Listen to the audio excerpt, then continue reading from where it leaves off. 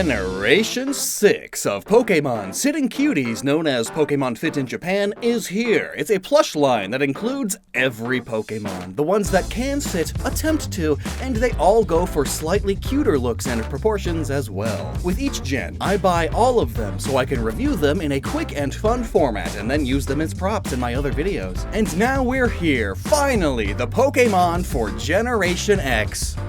And Y, 6th gen. That was kind of a bad joke. Chespin is a little baby boy. It's almost his birthday. They have always done a great job with the starters, and this is now the best Chespin plush we have. Quilladin actually works better as a plush than as a Pokemon. They got its round, almost egg-shaped body across perfectly. It's a happy camper. But then there's Chesnaught, who's being Chesnaughty, with its very stiff legs, painful to touch beard, and whose back armor refuses to look correct. These spikes are always jousting because there's nothing in the armor to keep it stiff and shaped properly. Fennekin was built with engineering in mind. The tail is big and densely packed in order to counterbalance its huge and lightweight head. Smart. And very cute. The pointed nose is perfect and the ear tufts are the softest part. Braixen's ear fur seems hilariously long though, but I like how the stick is a different material. It makes it more apparent that it's not actually a part of the Pokemon. Rather, they just always carry them in their tails. The arms seem really tiny though, and she's difficult to keep upright. Delphox is sitting quite a bit forward, just waiting for that touchdown to happen, but I love how the shape of its muzzle is so perfect, and the eyes are especially well made. The tail seems a bit awkwardly high though. Maybe it's just me, but its eyes. It looks a bit silly. One eye drooping slightly more than the other, and also both eyes are curved because of how the edge was embroidered on these borbs. Like, it popped out at me amongst all the other plushes in a pile, and it looks silly. Frogadier looks super chill, and is definitely in need of that bubble scarf acting as a tripod leg. Without that, it'd be falling backwards for sure. The triangles behind the eyes are completely empty, so they kinda go wherever they want though. Greninja, one of the most popular Pokemon of all time. Meh, I've seen Greninja plushes much better than this. The cute and the sitting and the chibi proportions don't suit Greninja very well. He looks a bit awkward, especially with his hands up like he's playing a phantom DJ stand, and the blue dye not reaching the edges of all the fabric, meaning he's got a lot of the white showing at the stitch marks. I hate to say it, but I think this is the gen's first flop. Fittingly, the frog. Bunnelby, though. The little teeths. The ears are so perky and upright thanks to how they're folded at the bottom, which also makes them look like proper ears to boot. So even though the edge of the collar is a bit sharp, I'd say this is grade A. But then it evolves. Diggersby was always gruff and a bit awkward with his belly warmer thing, and it feels especially large now. Like you're trying to make them all cute. Right? Why does its belly warmer seem bigger than normal? This bun is a barrel, and the ears kinda covering the face at different angles seems unintended. Fletchling! Hard to go wrong with a tiny bird that's already super cute. The eyes, they're perfect. The feet, they're perfect. The wings, they're perfect. The tail, it's perfect. Fletchinder too. Ooh, I love how vibrantly red-orange it is. It is more scarlet than it should be. It's supposed to be more on the orange side, but inaccuracies aside, it sits and looks super good. And the ever-popular Talonflame is strikingly scarlet once again. But it looks good. I've noticed over the generations they've been getting better overall. While in previous gens, printed patterns were always kind of a bit blurry and a little bit of a letdown. In this case, the printed pattern on this bird's torso is nice and crisp, and the embroidered eyes are piercing. The only loss of points is due to its namesake, ironically, the talons. You can see all the yellow stitches holding them together. Why use yellow here instead of just the color of the talons? Uh-oh, I'm gonna invent a new sentence. Scatterbug is yet another great feat of engineering. Despite being extremely front-heavy, it sits. It's the weighted beams in the booty, and the hair on top is so perfectly shaped. Does Pupa got hands? She do. I'm not sure what to say about it other than that, though, because it works. It's good. Nothing to report. Ah, yes. The one I was dreading once I made the realization that this generation of plushies was going to happen. I was thinking that perhaps they would only do the fancy pattern, since as of Scarlet and Violet, it's the default pattern. But nope, they went and did all 20 of the different Vivillon patterns, which I suppose makes sense. You wouldn't want to do just some of them and leave out any regions. It sucked to not be able to get the Vivillon pattern that you had access to in X and Y. As for the plushes themselves, they're pretty good. The bodies are all super cute, and I like how you can tell that they made the bodies in mass and then just hastily stitched on the various wings to the backs of them. Like, technically, it's a bit of a design flaw having these very apparent stitches here and the wings being slightly misaligned, but I don't know, I kind of find it charming. The antennae are made of this stiff cord material, which gives each Vivillon a unique personality almost, just depending on how the cord wants to be bent on them. As for the colors of the wings, I found that most of them are pretty accurate, but some of them, like River and Jungle, the colors aren't nearly saturated enough, which is a shame because being a beautiful butterfly, that's kind of its whole point. It's also worth mentioning that, oddly, only some of these Vivillon were scalped away entirely. Garden, Continental, Jungle, Sun, Ocean, and Elegant. I know that that's 6 of them, but it's still only some. Which reminds me, it's a good time to mention that I imported all of these from Japan. Last time I tried buying all of the Gen 5 Sitting Cuties from the US Pokemon Center, but they repeatedly banned me. I'm trying to give you money, please just take it. You are a scalping bot. I'm not.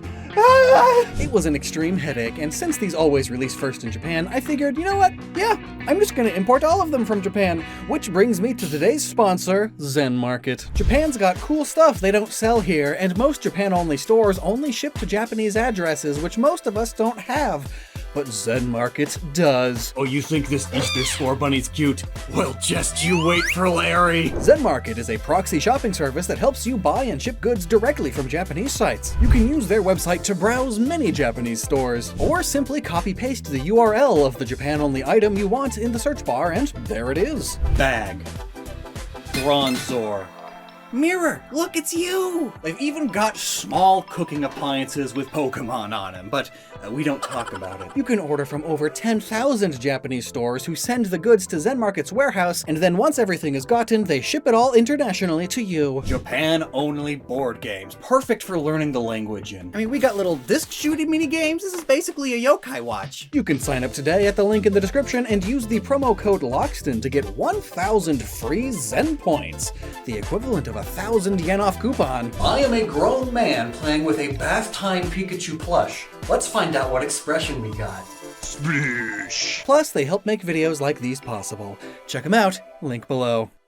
And we return with Litleo's little paws. Show me the goods. Yeah. The shape of the muzzle and mouth is good too. Maybe a little flat, but still very good, very cute, very sit. Male Pyroar's face is so much smaller than female Pyroar's face, and that is funny to me. Like, you could argue that it's because more of his face is hidden by the mane, but even just looking at the eyes, you can tell she's bigger. That said, both are very well done sit-in kittens. Flabebe looks like it's holding on to the flower the way Link holds onto the control sticks in Tears of the Kingdom. You know, like when piloting hovercrafts. And I love the idea that Flabebe is piloting the flower that way. Also, fun fact, this plush is larger than life size. Flabebe is supposed to be like 4 inches. If it's that close, just make it life size. Floette's flower petals are the softest material. I love to just stroke them, but unless you lean it against something, there is no chance of sitting. Quite cute though. Florges came wrapped up in this extra paper dress, and you can tell that they really tried making her sit or at least standable with the very bent bottom and the densely packed bean butt, but no dice. Too top heavy. Also, wait, hang on. They did the 20 Vivillon, but none of the other colors of this Pokemon line? Honestly, I'm grateful for that. Skiddo, or Skidoo. The head seems super flat and wide, but oh gosh, the bush body is so soft and fun to just stroke. Such a nice texture. You gotta watch out for the goatee though, it's hard and sharp. But hey, if they can heat cut the leaves to be this soft-edged, why not do that with everything else? Go-Goat's hooves look like hearts, and the vertical goatee is extremely sharp and kinda odd-looking, considering you kinda see it from the side. But the mustache matches the leaves and is very nice to stroke, even along its edges, like any fancy mustache should. The horns are nicely curved too. I have always loved Pancham, and I love this plush too. The proportions are perfect, the head shape is great, and honestly, there's not much to say besides this is the best Pancham plush. Even if the leaf looks more like Pancham just finished eating and doesn't realize it has some leaf stuck in its teeth, sticking out of the mouth. Pangoro, whom I also love dearly. is a bit of a letdown though. It's not bad, it's just not as perfect as many of these other plushes. His poor collar can't be as upright as it should be, and the mohawk looks less cool and more awkward than anything. Like a weird flesh tentacle just starting to protrude itself off of his head. And the sitting pose is odd and sort of misaligned, and the extra white fluff on the front of his right ear, like, yes, Pangoro has that. That's a very nice detail that they noticed and kept in the plush, but it looks more like a manufacturing error. I honestly thought it was at first. I thought this was like the inside of the ear that they forgot to put on the inside of the ear, and they also forgot to put it on the other ear, but no, it's just that little extra bit of fluff. I feel like they could have just not included that detail, and it would look better. Whenever you scale down to cutify something, you lose detail already anyway, so just lose it. Furfrou, the dreaded dog. Another one I wasn't sure if they'd do all the different trims of or not. They did, and they all have their toe beans on full display. Default Furfrou is au natural, with a very bushy head and not fun to pet, like real poodles. The dandy trim has a well put together hat, and I do like the fade on the ear color. Matron's head lean makes her look like she's just so totally done with this fashion show, just bored, leaning back and forth in place, waiting for her turn. Heart has completely hollow ears, oddly. Diamond too, and they both use a lot of this faux Sherpa material, which is soft yet grippy, like it wants to cling to you. Personally, I don't mind touching it, but my lovely wife, who filmed all of these in the white box, hates touching them with a burning passion. When asked about her thoughts on the material, she said, quote, "Disgusting. Big no-no energy, the worst combination of soft and scratchy I can think of. It was the worst thing trying to get bits of lint out of them." Star also has this faux Sherpa material, but its ears aren't hollow, at least. Also, some parts of the underlayer are showing through. It's missing patches of fur. Poor thing is stressed. Debutan's tail makes it lean forward more than the others, so she looks like she's rubbing her butt on the carpet. Dog's got worms. And Kabuki's got she leggy out real far. Pinky's out, I guess. That, along with the big in the back head, makes it want to fall backwards a lot. Pharaoh looks nice as well, yes, but I think I'm just done looking at this dog. Lorraine? Wait, is that actually a different one? Ah, barely. I see. Yes, they both got stiff ears and heads and tails and all. Yes. Poodles. Oh, good, it's Espurr. Weird, it's Espurr. Something is off about the proportions of this one. It's like they did the opposite of what they do for these plushies. Normally they'd make the heads bigger and the bodies smaller. Here, the head feels way too small for how thick and long the body is. It looks awkward. I don't like it. The Meowstics work great though. Their bodies might be a little on the thick side, but it's not as apparent. And their expressions and accessorizing are perfect. And I love this detail. Meowstics' ears fold down because Scottish fold, but then they raise them when using psychic attacks. And you can kind of see that under female Meowstick's ears, you can actually see that inner ear. Male Meowstick though, the ears are super folded and tightly stitched down in place, and yet you can fit your finger in there and then, even if only slightly, reveal that, yep, it's got the inner ear eye thing. I feel like you could actually hurt someone with Hone Edge. It is stiff, as swords should be, I suppose. It's filled with beans and covered with this hardened embroidered greebling, and even the pattern around the eye is a thick felt. And the ribbon! Let's look at Doublade and talk about the ribbons. They are made of that stiff, heat-cut sharp material already, but then they also ironed on this plastic patch to the ends of them, making them extra sharp and pokey. So really, you can flail these guys about, and they're a weapon, but it's the ribbon instead of the sword. And, of course, you'll only hurt your own hand. They actually went and made both of Aegislash's stances, and get this, they are actually the same, just stitched into a different pose, though shield form does get this extra white embroidered on, as it should. But yeah, you can tell because blade form is just holding the same shield, and the fingers are actually just wrapped around the shield's strap and stitched down in place. That same shield strap is then what's holding the shield on its own body in shield form. Actually, very smart of them to make them this way. I am in love with Spritzy's lashes, or eyeliner, or whatever that is, even if they got a few loose strings. But other than that, I don't know how you could do this plush any better. It's just about perfect. 10 out of 10. And then it evolves. Poor Aromatisse. She looks like the world's worst tennis ball. She's supposed to be a perfumey makeup powder puff, but instead of being soft and fluffy, they made her hurt. So spiky! Good job on the eyes and beak shape, though. I always forget that Swirlix has little feet. They're usually tucked up inside of itself. Though, let me ruin it for you. Nipples. Overall shape and face are real good. Slurpuff too, actually. I love how that tongue is just sticking out, and he looks so delicious. If I was handed a cupcake that looks like this, I'd eat it. And I love how his gut and butt are so stuffed that the feet are like floating. It is very dense with calories. Inkay, what a cutie. It stands up pretty good because of how the tentacles, which are actually arms, all meet at the bottom. Good stuff. Balabar does not sit or even stand when in its quote-unquote correct position, but when it's upside down, which is its whole point, it stands perfectly. And I like how its actual tentacles are hollow, so while it's upside down, you can pose them a bit. Just kind of lean them on things like it's trying to grip all around itself. Put your hands in the air like you just do not care. Wave around your little face cause you've got fingers for hair.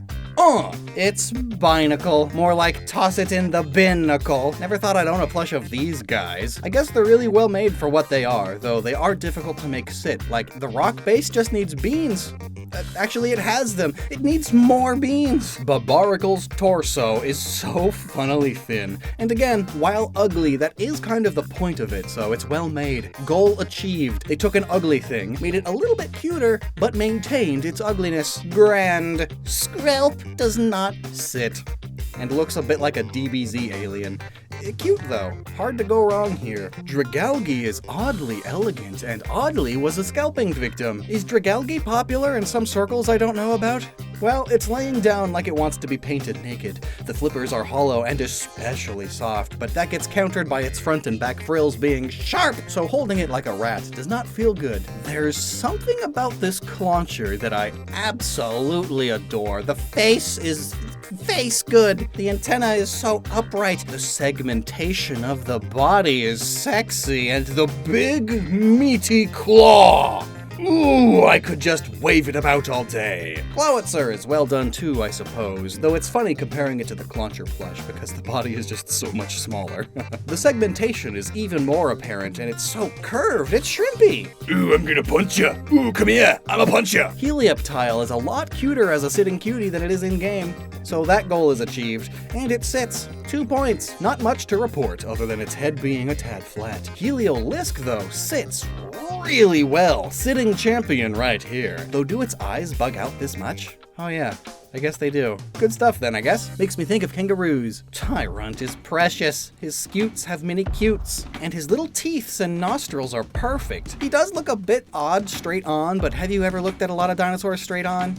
Points for realism. And the king of the dinosaurs, Tyrantrum. Stroking its back like you would a cat is super fun, actually. It's got that ironed-on plastic again on the ends of each scute, so if you pet him backwards it feels bad, but proper petting is like an adventure of texture. The teeth and beard, though? Oh gosh, do not touch that. Worst pain this gen, and you can tell by looking at his face that he is depressed. Guilty from all the damage his tantrum caused, I suppose, and thus he has not been taking good care of his feather beard.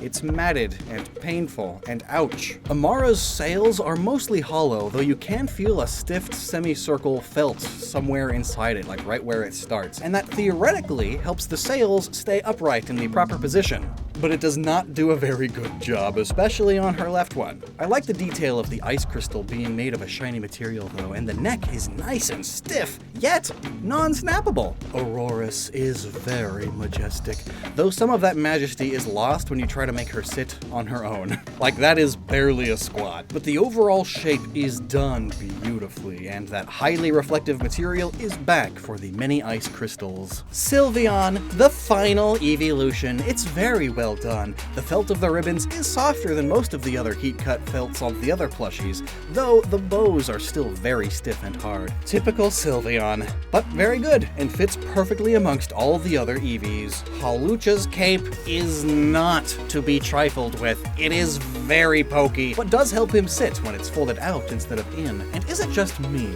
or are his hands extremely large? Like, he's got big hands! Dedenne is perfect! I will cry for him. Just such a little ball, gerbil hamster guy. I love the way he's holding on to his tail. Like, if the tail didn't have this rough edge, I'd squeeze this plush into oblivion. It wouldn't be here anymore. Cute aggression to the max. The ears are so perfectly curved too. Carbink is perfectly throwable. and perfectly sittable, surprisingly, and the ice fabric from Auroras returned, this time as diamonds. And it being a bigger patch of it, I can properly get a good feel, and it feels super nice. It is super smooth. I could stroke it for days, and you could feel the beans move around inside of it. They're all so loose, it's so nice. Maybe for carbink or pebbles. Goomy is gooming.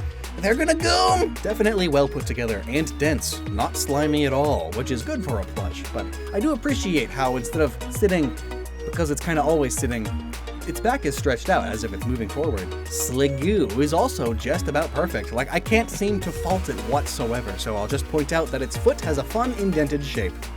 And the ever-popular Goodra is also near perfect. It's just so shaped and sitting and cute and perfectly innocent, and no one would ever do anything weird with this. The one arm up makes it kind of look like she just sneezed into it, especially given the droopy slime, but that's not really a fault, that's just me being me, I guess.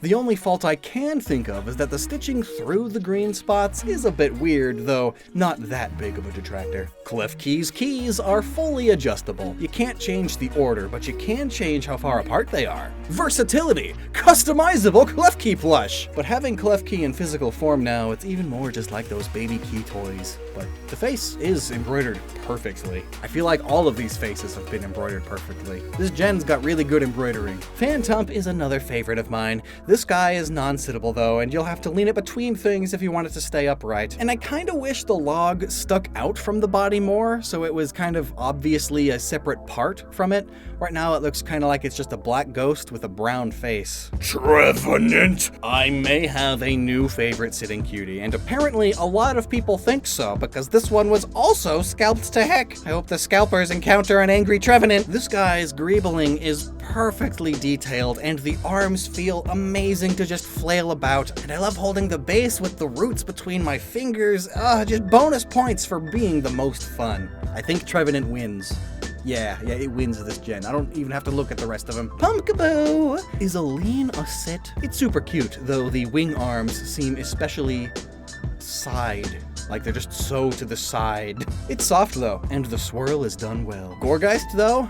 Oh no, the pumpkin face. It's a separate piece, which looks nice, though it does lose the feel. It's sharp. At least the hair is super soft, and something about this shape, it's just really nice to stroke. Bergmite is cute and is looking up, as if the Titanic is about to crash into him. They somehow perfected the shape of an iceberg in plush form, and waving your hand along the bottom of it feels fun. The feet are so flicky. And Avalugg, oh, its back is so flat, yet curved and soft. It's so fun to pet, and its underside. Look at those eggs, or bobs, or just smooth icicles, I guess. Never thought I'd say, I love Avalugg, but here we are. Noibat. Wow. Like, all I can say is wow. It is very impressively well put together. The ears and face are super detailed, and I do wish that the hands were more than just the same piece of cut felt as the wings. Like, it's not that bad, but the ears more than make up for it. Look at the detail in there! And Noivern too, super well made.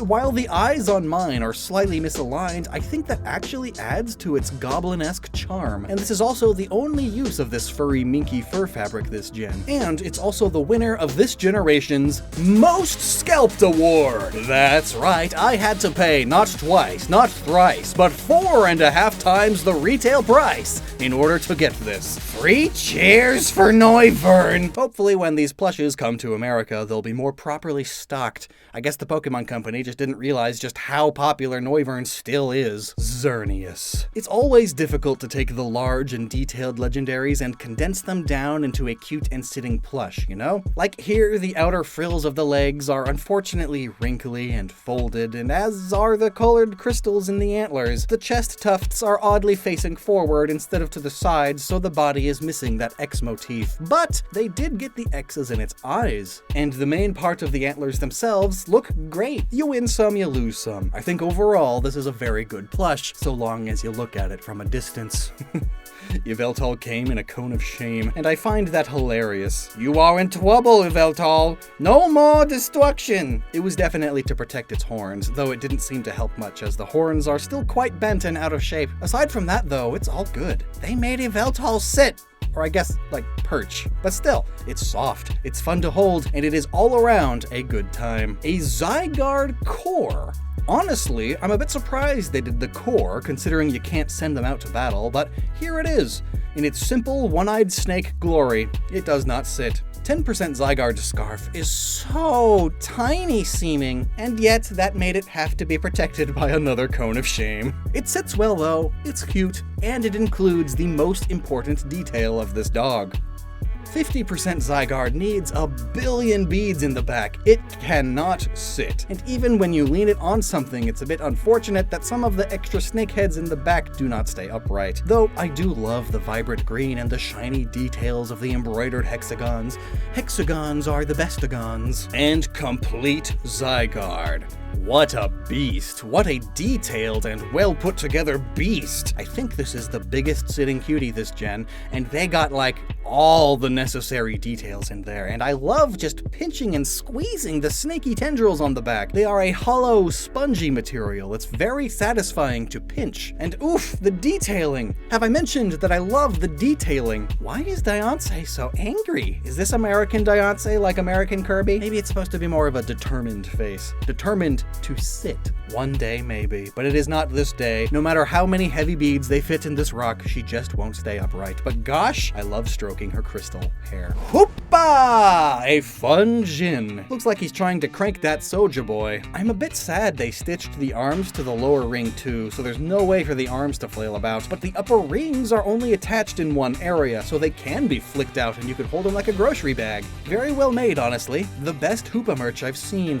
But then, there's Hoopa Unbound. Kinda ugly. This is what I mean by big detailed legendaries kinda getting messed up at this scale. He looks like Bird Roadkill that then got shot. And wait a sec, where are his other 4 arms? I feel ripped off. I know that he can fit his 6 arms inside of himself, but I think if he had at least 2 more of them out on the lower end of the torso, that would balance out the look of this plush better. Right now, it's like all upper chest with tiny legs and tiny head. And lastly, it's Volcanion. They managed to make Volcanion cute. Like, for real, how did they do that? I like Volcanion now. The little hunchbacked steam guy. See him face?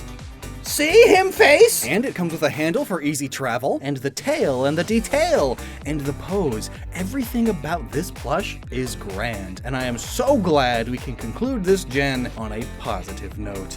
Well, maybe a positive note. You'll notice that none of the Mega Evolutions are here, and I find that curious, especially considering Legends ZA is coming out soon and it's bringing Mega Pokemon back. Did they just not want to make more Sitting Cuties of Pokemon they already did, but with more greebling? I'd never expect the Pokemon Company to not make more merchandise, you know? It's odd, and it does make me worry about the Gen 7 Sitting Cuties. Like, are they going to include Alolan variants of Pokemon? Like, yeah, they are just recolors of Kanto Pokemon with some different details, but I mean, they did every Unknown and every Vivillon, and even the 2 Aegislash. I want my Alolan Grimer game free! Well, no sense dreading about the future. I do that every day anyway. Which of these is your favorite, and which is the biggest letdown? Let me know down below. Be sure to check out Zenmarket for your Japanese proxy shopping needs, and never stop using your noggin.